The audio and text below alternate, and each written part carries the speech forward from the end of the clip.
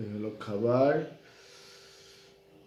আসলে আমার এমনিতে ছোট মাছ যদি আমি পাই, বিশেষ করে এই যে আপনাদের বললাম যে শাকের সঙ্গে ছোট মাছ দিয়ে চচ্চড়ি, এটা তো অসাধারণ লাগে।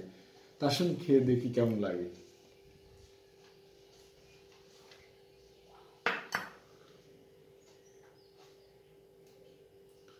মানে মাছ মাংসের চেয়ে মাংস বলেন, যে কোনো মাংসের চেয়ে আমার মনে হয় এই এই ইয়েটা চচ্চড়িটা খুবই মজার।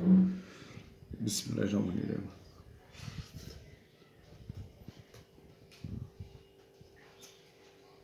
অসাধারণ ছিল। আপনার আপু হাতের রান্না কিন্তু সত্যি অসাধারণ। তো এই চচ্চড়ি, আপনার ছোটো মাছ দিয়ে যে কোনো চচ্চড়ি, এখন তো আপনার নদীর প্রচুর পানি আর মাছও এখন প্রচুর পাওয়া যাচ্ছে। তোমরা এইভাবে রান্না করে খাবো, ইনশাল্লাহ খুব ভালো লাগবে। এখন এটা তো আপনার ছোটো মাছ, আলু আর মূলা দিয়ে একটা চচ্চড়ি করছে, এটা একটু দেখি। এগুলো রান্না কিন্তু আমার কুষ্টিয়া জেলার, বাংলাদেশ কুষ্টিয়া জেলা।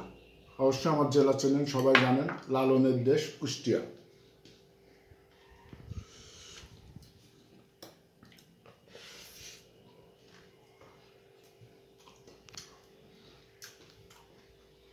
আমার তো মনে হচ্ছে যে এই মাছগুলো দিয়েই,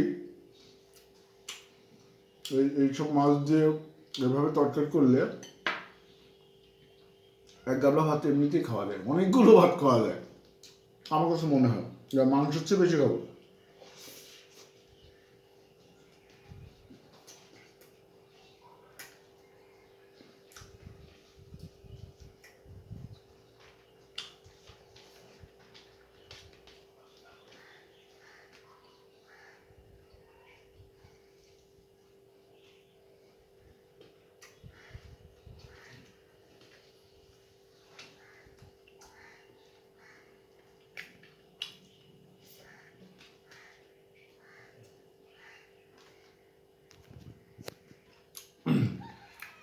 এবার চাঁদপুরি ইলিশ দেখে কেমন স্বাদ, ভালো তো হবারই কথা, কারণ আমাদের দেশের চাঁদপুরি ইলিশটা খুবই ভালো হয়, স্বাদের হয়।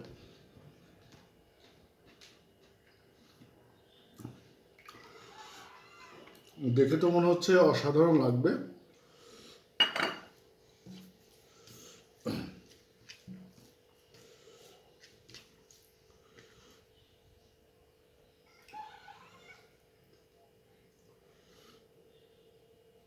আমার তো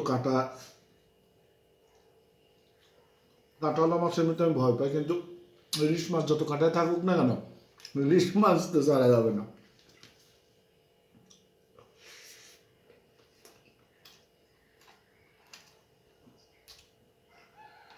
মাশাআল্লাহ, অনেক স্বাদের। আসলে চাঁদপুরের মাছের স্বাদের তুলনা হয় না।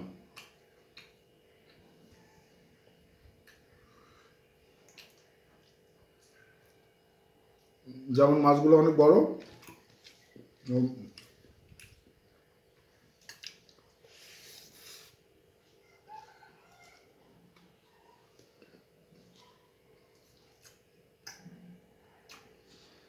তাহলে মাছগুলো অবশ্যই এভাবে ভুনা হতে হবে। মাছগুলো বেশি মশলা হতে হবে, কিন্তু রান্নাটা হতে হবে খুব শর্টকাট। বেশি রান্না কষাতে গেলে এই মাছের স্বাদ থাকবে না। তো ঠিক আছে, আজকে মতো এখানে শেষ করতে চাচ্ছি, বিদায় নিতে চাচ্ছি আপনাদের কাছ থেকে। আমার চ্যানেলটি অবশ্যই আপনারা জানেন, মশির রহমান সোহান, সাবস্ক্রাইব করে অবশ্যই পাশে থাকার চেষ্টা করবেন। আমার ভিডিও প্রতিদিন আপলোড হয়, দেখলে আপনাদের ভালো লাগবে। ভালো থাকবেন, আল্লাহ হাফেজ।